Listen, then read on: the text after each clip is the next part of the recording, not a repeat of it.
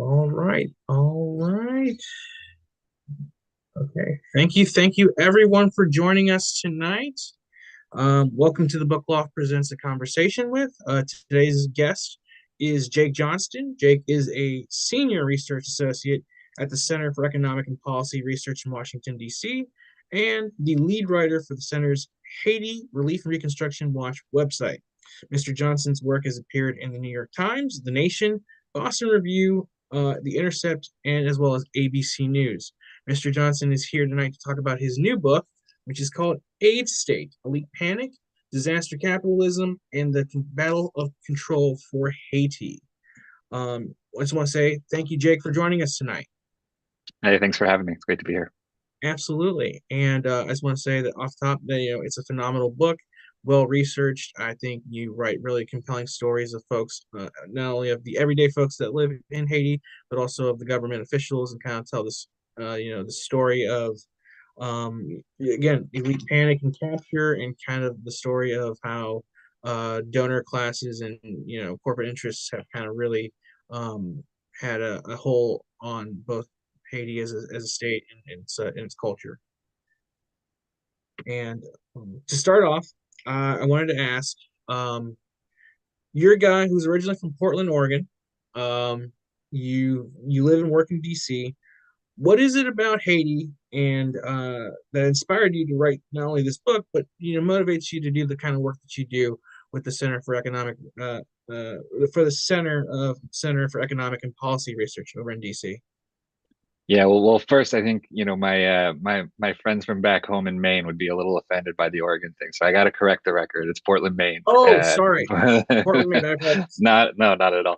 Uh, but yeah, I mean, it's for me, this started a long time ago, right after 2010, and the earthquake in Haiti, and I was working for a place in DC, and I think a lot of credit goes to my colleagues who recognized really early on at the time that the decisions that were going to be made about the future of Haiti were going to have as much to do with what was decided in Washington as in Haiti. And so, we started doing this research, and for me, it was really a window into U.S. foreign policy, right? And that was what I was studying at the time. That's what I was working on.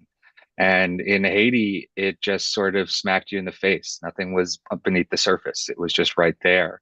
And so you could really see these mechanisms, the soft power of the US and how it wields this influence and how the sort of, massive bureaucracy of the US government actually functions in foreign countries like Haiti.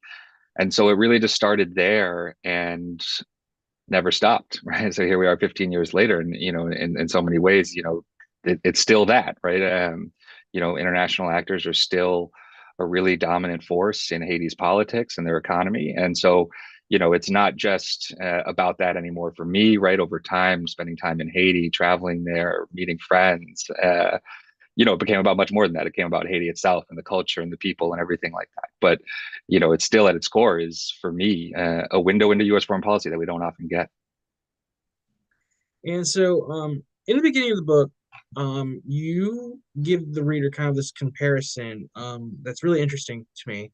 You compare kind of like the the evacuation of Afghanistan with that, and like just kind of like the nation building aspect of Afghanistan with that of Haiti, and how does our understanding of foreign policy in the nation of Afghanistan inform us as as citizens of how we should be understanding how U.S. foreign policy operates in the nation of Haiti? Yeah, exactly. I mean, I wanted to draw that parallel right off the bat because I think, Afghanistan is something that most people are familiar with. They sort of understand that they've seen it, right? It's been such a huge part of US foreign policy for the last 2 decades. And there's sort of an acceptance that this was a failed effort at nation building in Afghanistan. That's penetrated into the sort of mainstream thinking and analysis around this issue. And yet, when everyone was looking at Haiti, when I was seeing coverage of Haiti, it was, oh, this is just a failed state. This is just some backwards country that can't govern itself, right? And there was no recognition of the role that foreign policies had played in that. And yet, for that whole time that Afghanistan was under US military occupation, there was a foreign military occupation of Haiti as well. And that one was really beneath the radar, right? And it wasn't always US troops. US troops were the initial initiators of it, but were replaced by UN peacekeepers. And so it was 10,000 UN troops, not American troops that were on the ground. And so I think for the general US audience, that issue never really penetrated or reached that sort of level of understanding where Afghanistan did. And so I think it's, you know, this is not Afghanistan, right? Is not an isolated event. This sort of imposition of a state is something that we've done and we've had a hand in as a United States all over the world for a very, very long time, right? And so I really just wanted to highlight that as a way for people to understand that this isn't just a book about Haiti, right? I mean, it's focused on Haiti, but this is a book about the ways in which U.S. foreign policy actually affects people on the ground, be it in Haiti, Afghanistan, or anywhere else in the world. And to kind of further that idea about U.S. foreign policy, early on in the book, you write about a report that's filed by Cheryl Mills, who was chief of staff to Secretary of State Hillary Clinton, and under President Obama, they wrote a report about the effect of U.S. aid and its reaching how far it reached into Haiti in regards to certain aspects of the state. And can you talk about like how far it reached and how it didn't, and just kind of like what failures kind of arose in that report? Yeah, of course. I mean, I think, the first thing to understand, right, is that this wasn't a new dynamic, right? This wasn't just about the response to the 2010 earthquake, which was devastating, up to hundreds of thousands dead. The world pledged $10 billion to build that better. But the problem with NGOs and foreign aid didn't start then, right? So even at the time of the earthquake, Haiti's public services had largely already been outsourced. 70, 80% health, education were in the hands of private actors, NGOs, stuff like this. And that's largely what this report from Mills and from the State Department was getting at, was that our foreign assistance hadn't really been effective, right? We were spending tons of money, but we weren't building anything sustainable or lasting. And in fact, it was predominantly enriching US companies who were the biggest beneficiaries of aid money. And this is, one of the ways in which I really sort of entered this question and the issue of Haiti and US policy after the earthquake was trying to answer the question of where did the money go, right? I mean, $10 billion of pledges, and yet we're hearing all this stuff from people on the ground. There's this huge disconnect between the pledges and what we're actually seeing on the ground. Why, right? What was happening? And it was shocking to me, right? I mean, I think what I later learned was everyone sort of already knew this in the industry, but shocking to me as an outsider was that most of that money was going to organizations like closer to my office in Washington, D.C., right? I mean, just around the block even. It wasn't going to companies or organizations in Haiti. It wasn't going to the Haitian government. And in fact, 99% of post-earthquake aid bypassed the government and Haitian entities entirely. Only 1% went to local entities directly. And so you can really see how this not just erodes the state, but I think had longer and bigger implications over time, right? And I think, for me, it started with where did the money go and ended with why was the money going there in the first place? Because we could figure out who was getting the money to a certain extent. It was these big US companies, not your mom and pop NGOs, church groups, but sort of what you think of in the humanitarian world, but for-profit companies who are the biggest players in USAID and the biggest recipients of US foreign assistance are for-profit companies. But why, right? What was actually causing this to happen? Because in that report that you mentioned from Mills, I mean, they recognized this was a problem, right? That this wasn't working. So what was actually in the way of changing this? And the answers you kept getting were, oh, it's Haiti's fault, right? The corruption is too much. They don't have capabilities, the capacity, institutions are weak. And so we just can't do it. And it turns out that's not really the answer, right? It actually had very little to do with anything in Haiti, but it's actually just the rules of the game. This is how we designed the system. The US government designed the system. Congress, who appropriates the funding for USAID, demands that money be used as much on domestic interest as foreign interest, right? And in a sense, this shouldn't even come as a surprise to us, right? I mean, this is what governments do. They represent their own interest, and we shouldn't be thinking about this as sort of any different than that, right? This is just recognizing what that reality is. And so you've mentioned it, and so I want to talk about it. Assistance programs that were created under John F. Kennedy, specifically the USAID, United States Agency of International Development, has had really a direct role in kind of political affairs in the country. How did that expansion of federal assistance under future presidents like Ronald Reagan kind of illuminate additional goals and interests for the United States? Yeah, right. I mean, I think, part of what was so fascinating to me was sort of looking at this history of foreign assistance and again, try to answer this question of why, right? And, I think under Kennedy, who created USAID, that was the founding. And I think it's really interesting to note, I mean, USAID staff were on the ground in Vietnam before US troops, right? I mean, this has always been intimately linked to US national security interests and US domestic economic interests, right? And you could sort of see that change over time based on the interest of the administration. So, for example, under Reagan, you saw a huge expansion of, quote, sort of democracy promotion activities and things like that under the banner of foreign assistance. But of course, what was that actually about, right? It wasn't about democracy. I mean, the Reagan administration was supporting, right-wing dictatorships all over Latin America and the world. I mean, this wasn't democracy, right? But it was framed as such. And I think it's illuminating to recognize that, because with the benefit of hindsight, we can sort of understand that now, that this was not actually about democracy promotion. Uh, but that dynamic's not different, right? We still frame things in a way that is rhetorically pleasing and sounds good. But when you pull back the hood and look at what is actually motivating this, what is actually the result of these things, again, it's very similar to what it was 30, 40, 50 years ago, where it's at its core about our own interests. And so, talking about, promoting U.S. interests, the book is called Aid State. And so, can you elaborate and kind of explain to, a reader or, the folks here that are watching this today, what is the industrial aid complex, and, how has it, seeped itself into pretty much every aspect of Haitian, state and society, and gotten to the kind of this crisis point that it reaches when we get to the earthquake of 2010. Yeah, so I mean, I'll start with the latter part, what I call the aid industrial complex, and I think this is a really interesting dynamic. I mean, I mentioned earlier the outsourcing of the Haitian state through these aid policies, but there was a parallel dynamic where we were also outsourcing our own state, our own agencies, right? So USAID, which used to have thousands of employees and implement programs directly themselves over time, beginning in the late 80s and especially sort of expanding greatly during the 90s, was privatizing itself. It was contracting these things out. It was reducing staff and becoming overly reliant on, again, these for-profit contractors. And again, making another parallel to Afghanistan. I mean, in Iraq, Afghanistan, in the Middle East, when the U.S. Was occupying that territory there and in their wars, you saw this rise of the aid industrial complex right alongside the military industrial complex. What we're always hearing about is the military industrial complex. We sort of understand that. We see this big money. We understand these economic interests at play.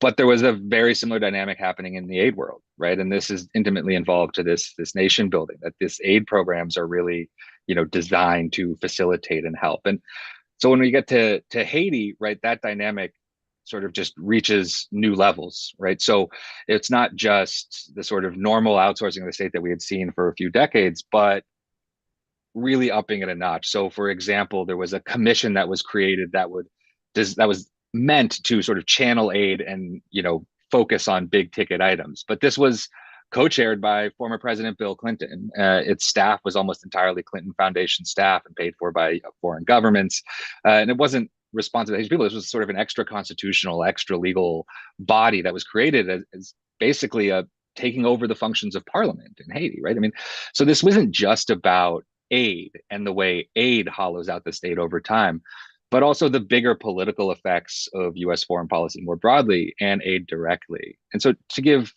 an example, right? I mean, we keep coming back to this idea of disassociating services and government services from the population, right? And that's not just about eroding government's institutional strength, but it also really does disconnect the people from their government, right? Who can you hold accountable?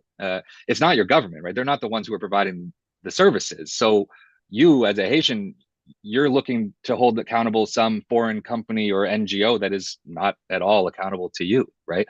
And that has big implications. It has big implications, again, in terms of accountability, but also in terms of governance, in terms of democracy, right? So what is this? People lose faith. What's the point of voting if your government's not the one that's actually making decisions that are relevant in your life? And in this way, this has been a dynamic that I think, it's important when we talk about Haiti to talk about Haiti's history, its founding from a successful slave revolt in 1804, overthrowing the colonial French, defeating Napoleon's army, which cleared the way for the US to make the Louisiana Purchase. I mean, Haiti has been instrumental to the Atlantic world history, right? And we often sort of forget this, but we need to know that history about Haiti. But ever since then, the Haitian state itself has not actually been super representative to the Haitian people themselves. Right? It's been responsive to foreign interests. And this concept of the aid state is about how that has played out over the last 20, 30, and especially 10 years after the earthquake, but really since it's moved to democracy in the late 80s, and how this democracy has sort of been hijacked and taken over by these external interests. So you have a reality today where the political class in Haiti, the economic class in Haiti, the most powerful sort of people in Haiti, the political economic elite, they're responsive to foreign actors more so than the Haitian population, right? And that's the dynamic that simply cannot last. It simply is not sustainable. And so it's easy to sort of look at Haiti and say, okay, this is a failed state. This is the problem that exists. But if we don't take that step back and look at why, look at what has caused that, then we're missing a big part of the story. And it's not about blame per se, right? But about identifying what these problems are so that they can be fixed, so that they can be changed. And I think, for me, right, I'm focused on US policy. This isn't just about sort of assigning blame to the US. This is about saying specifically what we can do to change so that we can actually stand in solidarity with these countries, with these people such as Haiti, and actually deliver assistance that can be impactful. And so, to kind of further elaborate on or just highlight, this idea of the political and economic elite, you know, being beholden to foreign actors, specifically maybe like U.S. interests. Can you summarize briefly who Jacques Bernard is, what his and the power, the donor class and the state's role in the kind of the Haitian elections of 2010, and what was the ramifications of that for Haiti? Yeah, I think this is extremely important. I mean, so 2010, right? This is the year of the earthquake, and more than 1 million people displaced. It was also an election year.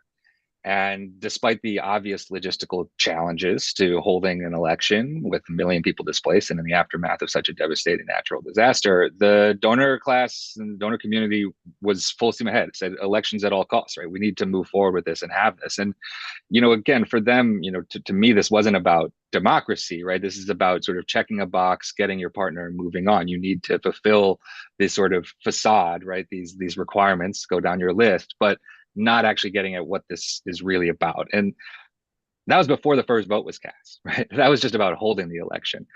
But then the vote itself happened, and it was predictably a total mess. And there was huge pockets of the country where the votes were never even counted, never even collected, disrupted by violence. Untold numbers of people who simply were turned away at the voter rolls or not able to participate because they had been displaced and were now in a different neighborhood, et cetera. So just problems all over the map. And yet, instead of recognizing that failure for what it was, or saying, okay, maybe we need to do this better, it was, let's keep going full steam ahead. And so the election was very, very close in the first round. Nobody had won an outright majority to secure the presidency.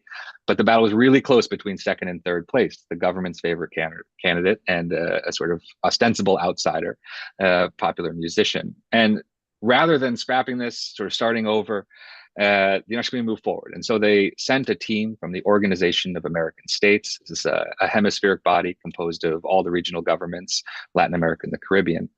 And they went to analyze the vote and make a recommendation. And what was so shocking about what happened was they didn't perform a full recount of the vote. They didn't make any sort of statistical analysis or projection for the 10% of the vote or so that never even showed up to be counted. They simply put an arbitrary threshold on the number of votes a candidate could receive at any voting booth. And if it was over that, it was deemed fraud. They cut it out. And the result of that was that second and third place switched, and the government's preferred candidate was removed from the race. But they needed the Haitian government to accept that recommendation. And so what they did was they threatened to withhold post-earthquake money. They literally blackmailed the government to accept this. They pulled visas of government officials, threatened to withhold earthquake money, and forced the government's hand into accepting this totally non-democratic solution to this electoral process. And you mentioned individual Jacques Bernard. He's a former Haitian electoral official who had been accused of some improprieties by Rene Preval, the former president, during his election in 2006. He left Haiti and he then ended up getting a job with USAID. And after that 2010 election, but before the OAS came in, USAID sent Jacques Bernard to the Electoral Tabulation Center. And he actually performed this test and knew the exact threshold that was needed in order to switch the results. And in fact, when the OAS came in, they simply replicated the work that had already been done by Mr. Bernard and USAID contractors previously. That is, again, that is pretty revelatory stuff. Like, I mean, reading those pages kind of like left my, I was really surprised and kind of shocked at some of this. Obviously, the United States has a history of, kind of meddling in this stuff, but like, reading your thorough reporting is just kind of, leaves you kind of shocked. Yeah, And so, and there's oh sorry, just to sure. add, I mean, I think there's right, it is shocking, right? I mean, it was a really significant thing. But it's also something where there's a total paper trail of it, and not just that, but insiders who were involved have blown the whistle and talked about this. I mean, so I mentioned former President Preval, and in the book there's an interview with him when he recounts sitting down with the head of the UN mission before any recommendation from the US, any of this stuff had even been done. And he says, he sat me down and told me straight up, my candidate was not going to make it to the second round no matter what those votes said, right? That was the decision. Everything else was just sort of window dressing on top of it. So it's really amazing what we've been able to discover over time. But it is important to note that, we were denouncing this as it happened, right? And, before the OAS even released their report, we had done our own statistical analysis of all of the tally sheets from that election. And so we could see this happening in real time. And you asked at the beginning sort of what got me engaged with Haiti, but in a lot of ways that more than anything else, right? I mean, yes, okay, we can theoretically understand how the US intervenes in countries or things like this, but this was just, it was happening in real time. It was obvious to anybody paying attention, and it just hits you in the side of the face, right? You can't look away. And so, what did this reveal about, the aid state and their need for like more just kind of a hands-on approach and presence within within the Haitian state? Like, what kind of commercial interests were they gaining from this? What kind of political interests were they gaining from, manipulating the election and, getting this preferred candidate, to victory? Yeah, I mean, there's an interesting dynamic here. I mean, Rene Preval, the former president, had pretty friendly, solid relations with the international community in the United States for many years. But he was also never fully embraced or fully trusted by international officials. And I think, for me, after the earthquake, right, all of a sudden the stakes got raised. So this wasn't just a little poor country in the Caribbean, but all of a sudden it was a political interest in the United States and across the world. This was something the U.S. was committing $1 billion to. This became something that had to go the way we wanted it to go, and we weren't going to leave that to chance. And I think it's less about specific commercial interest and more just that sense of a partner that is going to do what you want to do, and that you can trust in that way. And I think the sort of irony of that is that this often backfires. It almost always backfires, because you can have whatever theory you want about that change and about who is better or more willing to listen, but if you tamper in the democracy like that, if you interfere with the democracy like that, the blowback is going to be bigger, and it's going to come in different ways than you anticipated, right? And I think that's exactly what's happened in Haiti. Was they might have gotten their candidate, but they lost in the long run because that was never going to work, right? And that has spectacularly blown up in a way that is costly for some U.S. politicians and economic interest, but more importantly, extraordinarily costly to the Haitian people, right, who are dealing with an incredibly difficult situation today with record levels of violence and insecurity, where kidnappings have become commonplace, where there is no legitimate government today in Haiti. And I think we can draw a straight line from these policies and these things we're talking about now to that current reality today in Haiti. And we'll get back to that train of thought towards the end of this conversation. But obviously we're the book Loft German Village. We're booksellers. We kind of like, talking about book process and things like that. And so one of the more illuminating chapters in the book for me, I read it, was entitled Promised Land.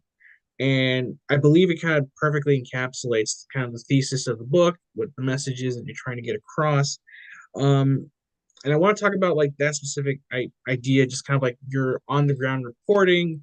How did you how did you come across this? And sorry, it's a little long-winded of a question. Um, but talk about like that, and then I'll kind of talk into more specific policy, problems that occurred. It occurs in the chapter, but can you just talk about like the on the ground reporting and just kind of like, how that worked and how you were able to kind of like translate those experiences into writing? Yeah, of course. I mean, I think, for me, right? I mean, I'm based in Washington. I don't live in Haiti. I've spent time in Haiti, obviously, but my background is economics. It's numbers, right? And that was my way into Haiti. Again, analyzing the numbers, tracking the money, and things like that. And when I started to travel to Haiti, it really just sort of hit me how inadequate numbers were to explaining what was happening and getting people to understand the magnitude of what was happening. And the Promised Land was like you said, it was sort of the perfect encapsulation. And the Promised Land is a reference to Canaan, which is obviously a biblical reference, but in the Haitian context, refers to a large part of land on the outskirts of the capital, Port-au-Prince, that were expropriated after the earthquake. And this was meant to be new land to sort of build new. The motto after the earthquake, which has been repeated ad nauseum since in different contexts, was build back better. And this was where it was supposed to take place, right? It was factories and jobs and housing and social services and sort of all of the things that we had thought about doing and fixing from the past, right, encapsulated into this one pocket of land, the Promised Land. And yet that was so far from what was happening. And it didn't take long to understand that, right? I mean, going to Haiti and going to Haiti a couple times and more times, and you'd fly down into Haiti and you'd fly over Canaan, you could see it. And you could see the population booming, right? More blue tarps, more structures going up. Each time you went down there, the population was growing, growing, growing, but there was nothing there, right? It was this arid pieces of land with no roads, no electricity, no running water, no infrastructure whatsoever. And no jobs, no factories. None of that investment ever came. It was just the hope. And so Haitians moved to that land, brought by that promise, and built their own city, right? And it's both sort of an encapsulation of everything that went wrong, but also everything that the Haitian people can do for themselves, which was from absolutely nothing, build a city of 300 plus thousand people, right? And do it all on their own, and do it really, really quickly. And it has over time moved from, this sort of tents to more concrete and permanent structures. And we've seen that sort of transition, but that government involvement, it never came, right? And all those promises from those early days of the earthquake just sort of faded away. And I think, in many ways, it's still sort of the clearest embodiment of I think the Reconstruction era and its many failures. And so, talking more of like a policy perspective on that chapter, can you explain what the 16-6 program was, and kind of like the struggles of Haitians to find like reliable housing, specifically in those areas that you talked about, and how did just kind of like you know ego, this desire for like more fashionable kind of donor programming, how did that kind of get in the way for the ordinary people there to get the housing that they really needed?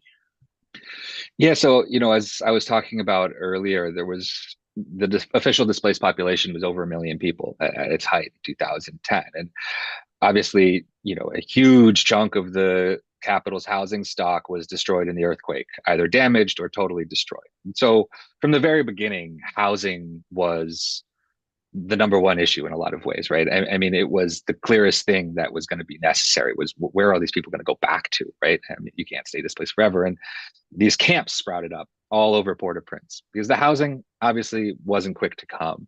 And so you had these big camps, but also small little camps, right? Every open piece of land, basically, in and around Port-au-Prince was occupied by makeshift shelters and people just trying to survive who either couldn't or wouldn't go back to their damaged homes.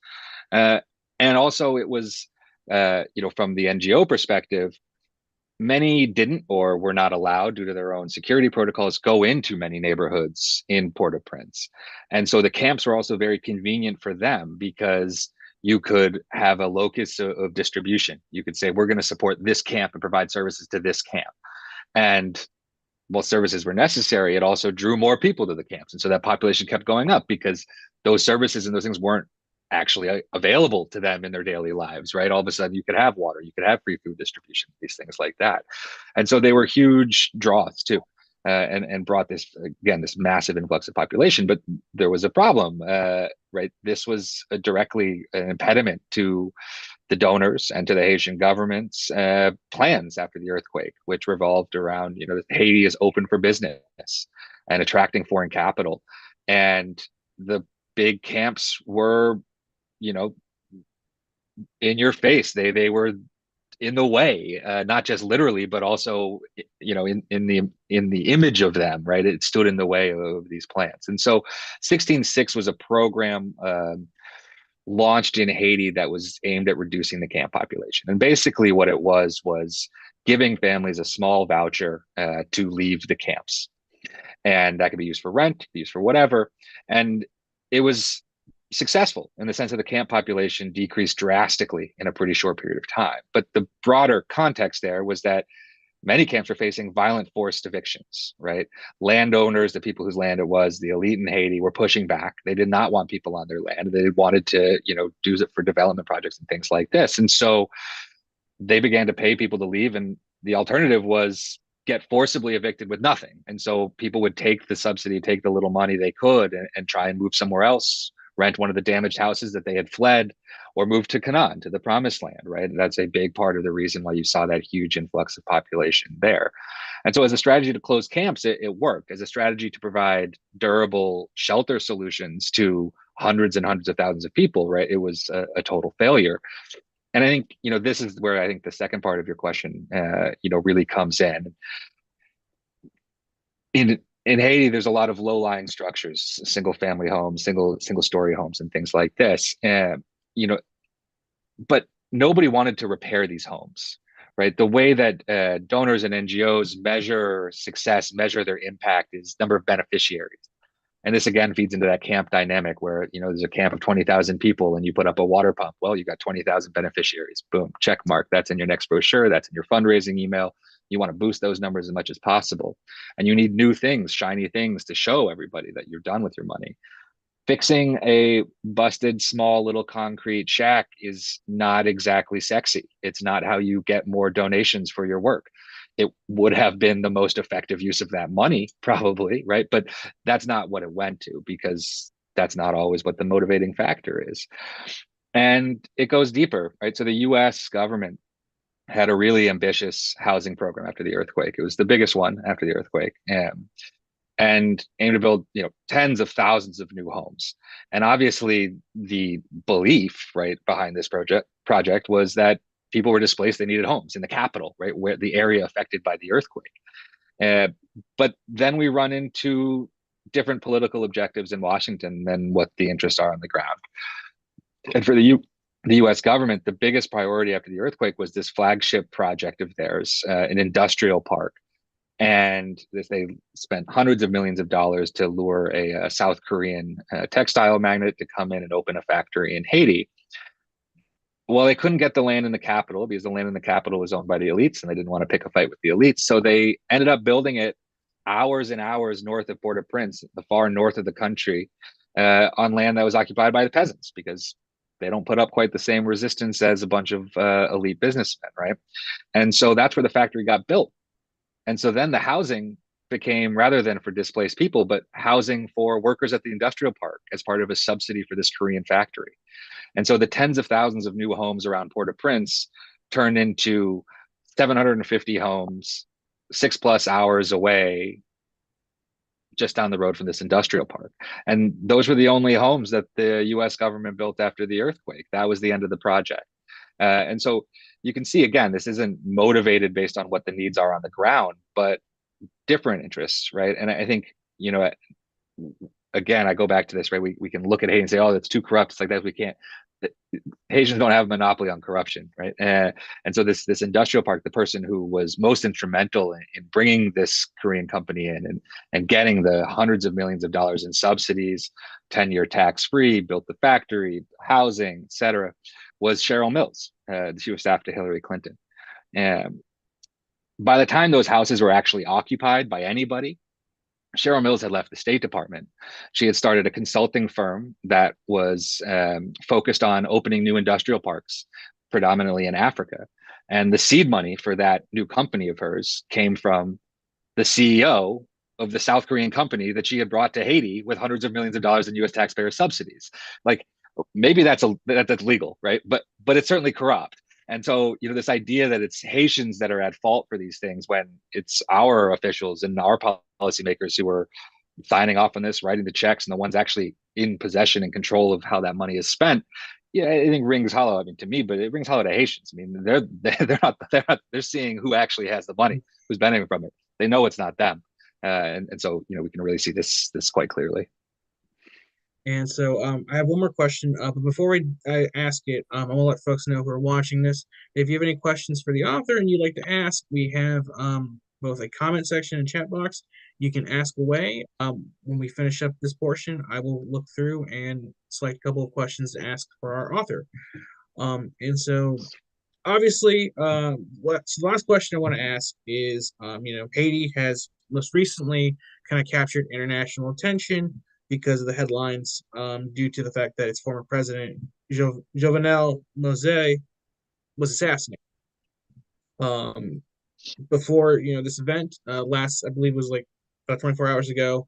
There is a recent development in that assassination, that seems to implicate his wife Martine Moselle in the crime.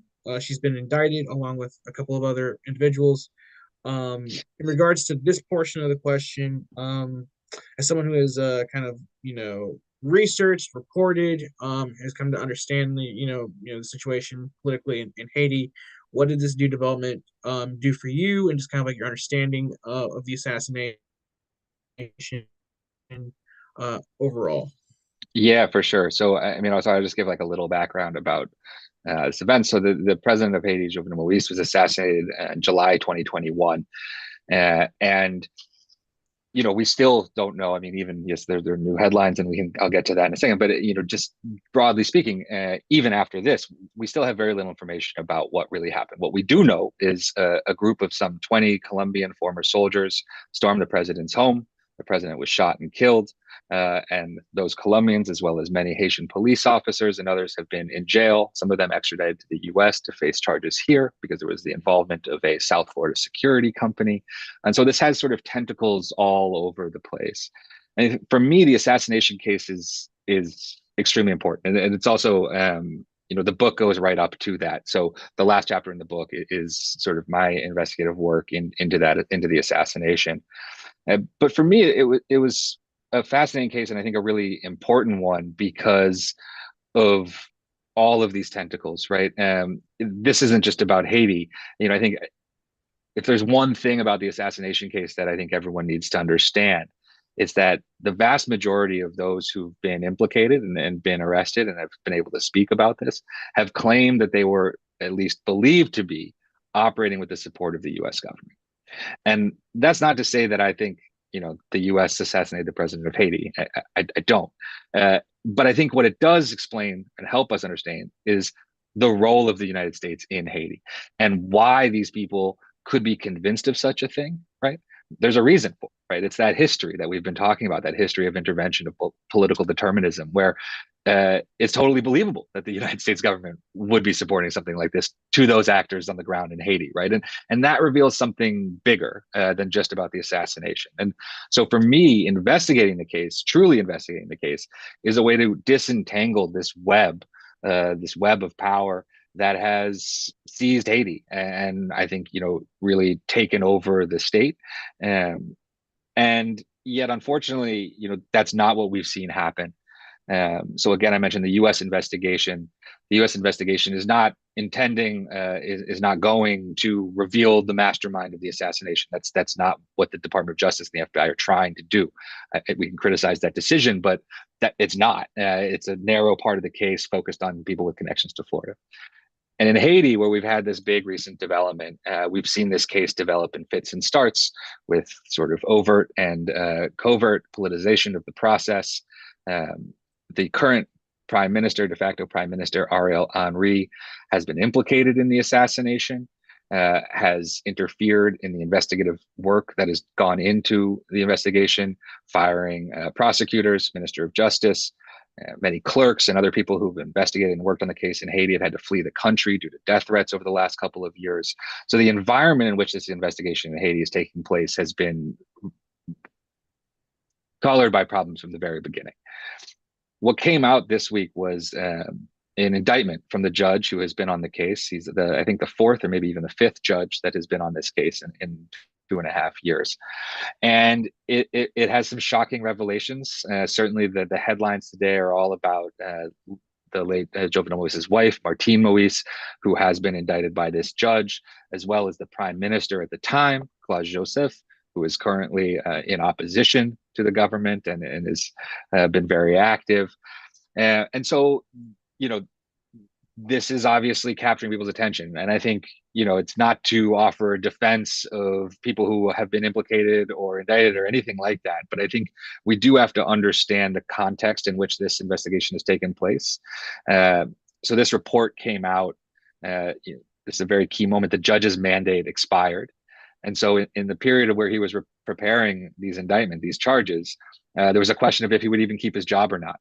Right. And so it certainly feeds the perception of further politicization of the process, that this has targeted some political opponents of the current de facto authorities in Haiti, but has not gone after some people who have very publicly been implicated in this, but aren't mentioned or their roles discussed really or interrogated in the indictment, the charging document from the judge in Haiti. Now, of course, there's a lot more that we don't know, and we'll have to sort of see what comes out from this. But again, I mean, I think it is, you know, largely a politicization of this judicial process, and I think has real risks, not just because of the role of opposition figures and the fight for power right now in Haiti, but also I think more generally sort of what this shows about the justice system in Haiti. So obviously, the government institutions are not functioning right now. There are no elected officials in the country. There is not a legitimate Supreme Court. The judicial system is barely functioning. And so in that context, when you have this and this perception of politicization, it only sort of further erodes that institutional strength and credibility. And at the heart of so much of what we see in Haiti today is a crisis of impunity, where impunity breeds further impunity, and impunity is perpetuated by the intervention and support for nefarious actors by the international community, specifically the United States. And so, you know, I think the real risk here is that this only sort of deepens the crisis when, as I said, I think the investigation really could have been a chance to reset things for Haiti, for its institutions, and for its relationship with the United States and the international community, perhaps above all. Just to kind of wrap up this question, what does it mean, you know, when we're having this, you know, this political crisis that is on land in Haiti, but the trial itself is being, you know, tried here in the United States. What does that say about the you know, just kind of like the political will of the people of Haiti, and whether that robs them of that?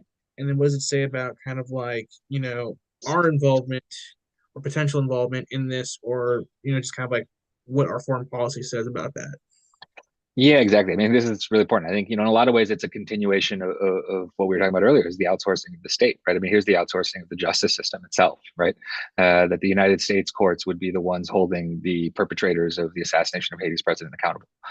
I think there's a lot of problems with that. I mean, one is the trial in Florida is taking place under extreme security and confidentiality restrictions. The U.S. is citing national security for that. But of course, that means that the Haitian people don't have access to the actual information that's coming out of that court case. And they certainly have a right to that information because this is something that happened in Haiti, right? This happened to their president. Whether you thought he was a good president, a bad president, a legitimate president or not, I think everyone sort of understands that dynamic and that importance. And then there's the sort of more practical issue here, which is, we talked about people claiming to have U.S. support. Uh, it's not that there were no connections here, right? And so two of the people who've been indicted in the United States for this crime were former DEA informants, and one who U.S. prosecutors have alleged is described as basically the ringleader of this operation was an active FBI informant at the time of the assassination. And so, okay, again, that doesn't mean that the United States assassinated the president, but it does mean that, I got some questions about what happened, right? And do we really trust the U.S. court system with all of these provisions for confidentiality and protecting national security to provide those answers? Because I think it's not just Haitians that have a right to those answers; it's also the U.S., right? I mean, us as American citizens, taxpayers, we have a right to know what our government is doing. And I think so much of this ultimately comes back to that, right? I talk about Haiti a lot, what motivates U.S. policy, and I think at least what perpetuates it is a lack of knowledge, a lack of engagement. Right? People don't see what's happening in Haiti, and I think for the most part, U.S. policymakers don't want people to see what's happening in Haiti because once you start looking deeper at that, understanding our own roles, our own contradictions, our own hypocrisies, that becomes a much more awkward conversation for policymakers here at home. Right? It's not just about Haiti anymore. And so, for these policies to change, for this dynamic to change, for us to change how we interact with Haiti and the rest of the world, we need to open our eyes to how this is actually working. And again, I mean, I think the assassination case, if done properly, really could be that turning point. And again, the book is it's a phenomenal showcase of the political problems that are happening in the nation, and really illuminating example of the United States foreign policy. So now I'm going to open it up to some folks for some questions, and let's see what we have. Let's see. Okay.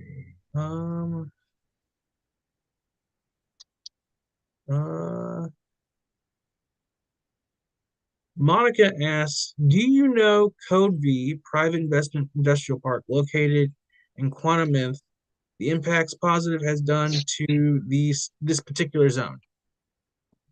Yes, certainly.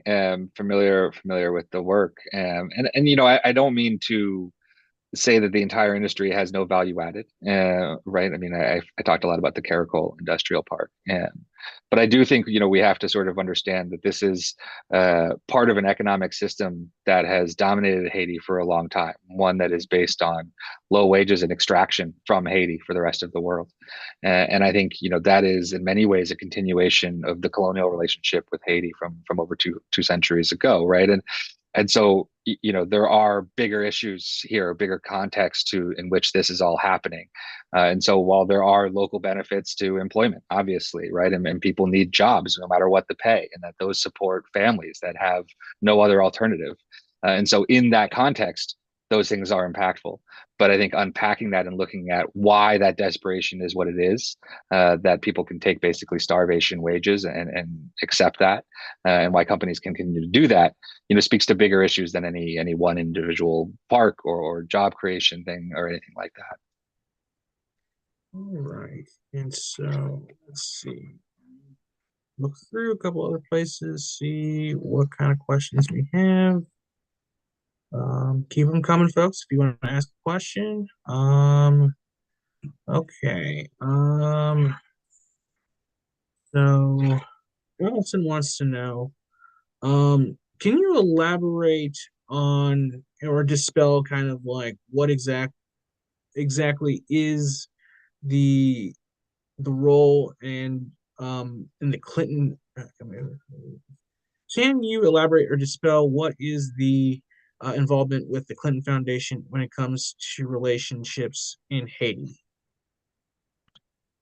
Yeah, sure. I mean, the Clintons took extraordinarily outsized roles in Haiti's reconstruction, and they have a long history with the country. So obviously, at the time in 2010, Hillary Clinton was Secretary of State, Bill Clinton was United Nations Special Envoy, and in addition to that, you had the family's eponymous foundation, the Clinton Foundation, heavily involved in Haiti affairs. And so I think, this does present a very murky world of potential conflicts of interest. And so, I think there's a sort of perception or narrative out there. There were billions of dollars. The Clintons stole billions of dollars. I don't believe that's the case. I mean, I think it's more the case that they had a plan, a belief in the way things should be done, and that belief was sorely, sorely wrong. Right, that what they thought was good for Haiti or good for their friends or good for whoever ultimately was very much not in the best interest of Haiti. And so, I think again, it's less about individual theft and corruption and more about just how you build that system, right? And so, again, just like the various conflicts of interest that were at play here. Again, I mentioned earlier this commission in charge of reconstruction funding, but it's interesting. No, I mean, they were actually just supposed to make decisions about how money was used. They didn't actually have the money. Now, this was sort of the perfect encapsulation of these conflicts of interest, right? It was backed by the U.S. It was headed by Bill Clinton. It was funded by the Clinton Foundation.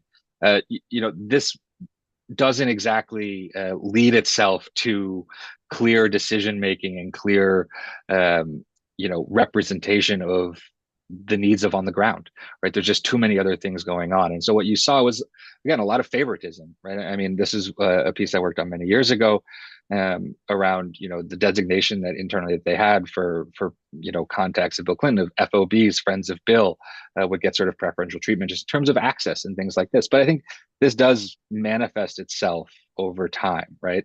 And I think that is a big part of this story is those folks with power and access in Haiti are not always Haitians. And the way they use that power and access in Haiti very much does not further the interest of the Haitian people.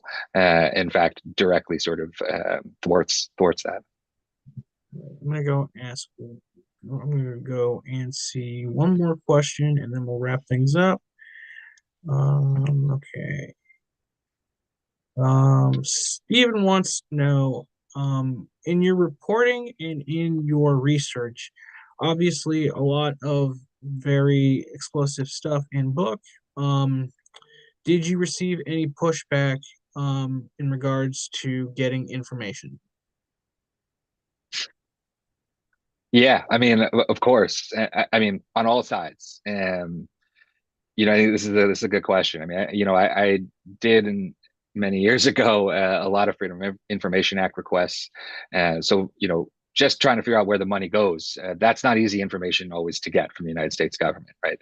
And even when I got contracts through FOIA requests, any financial information would be redacted, right? The amount and overhead that a contractor charges the United States government is considered a classified trade secret.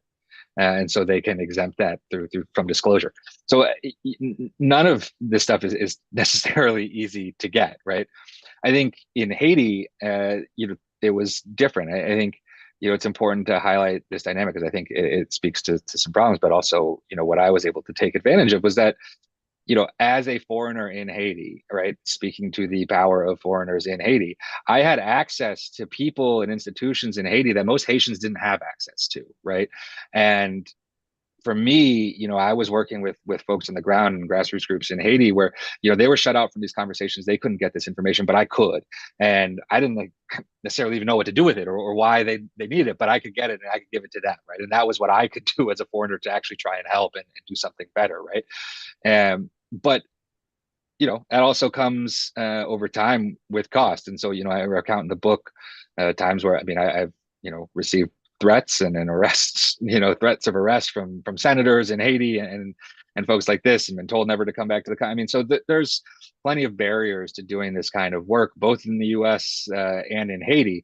But I am I think it's important to acknowledge the sort of relative ease with which I have in this case, because I can leave, right? I'm not based in Haiti. I'm based in the United States. I have a degree of protection and safety because of that. That so many people who are struggling to find this information and struggling every day in Haiti don't have, right? And I think it's really I'll be fine, but it's those folks on the ground who are facing real danger every day to try and do this kind of work.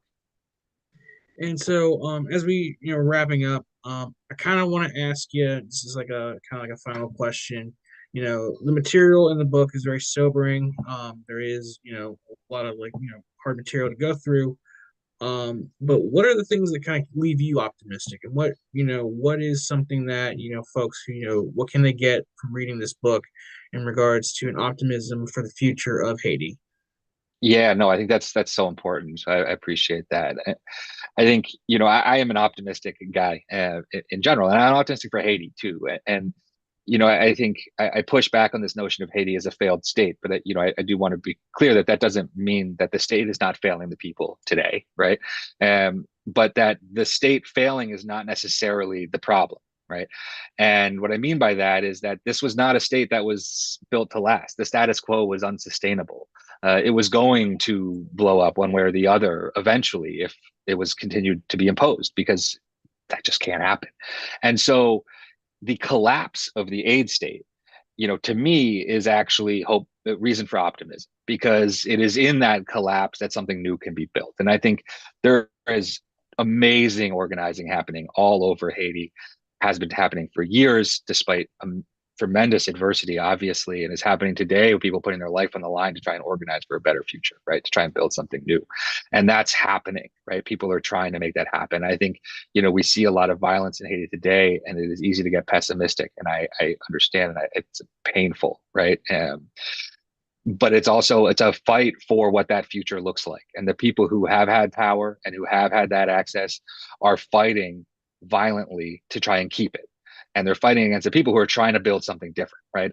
And it's that fight from the people that is the reason for optimism, right? And I think that's where U.S. policy and foreign policy in general from the world's rich countries can play a deciding role in this, because we have, you know, we are currently intervening, right? Our thumb is still on the scale of Haiti's politics today. And that is a barrier that the Haitian people are also having to fight against. And so anything that we can do to lift that thumb, right, to get that out of the way as a barrier for their sovereign progress is going to help in that fight. And so, that's my appeal, right? I work in Washington. I'm trying to change policy too. This is not just me writing a book to write a book, right? It's like, I want people to call their representatives, demand something new from U.S. policy, change the way we deliver aid, change the way we interact with Haiti. And I think, that can have a really positive impact and change the way that the U.S. Is seen in Haiti and interacts with Haiti for the better and for the long term for both of us, right? I mean, I think, again, it's about Haiti, but as I've been striving time and again, this is blowing back on us too, right? I mean, this is not just something that's confined to Haiti. This is something that affects us here. And so I think, again, it is in everyone's interest to change the way that we've been behaving and acting in regard to the rest of the world. Well, Jake, I want to thank you for joining us tonight. The book is called Aid State, Elite Panic, Disaster Capitalism, and the Battle to Control Haiti. Jake Johnston, thank you for joining us. And folks, if you want to get a copy, not only can you get a copy at the link provided at bookloft.com, but Jake has been gracious enough to sign copies of the book. You can get a signed copy today, order it through the link. It is on our website. Once again, Jake Johnston, thank you. Thank you for having me. It was great.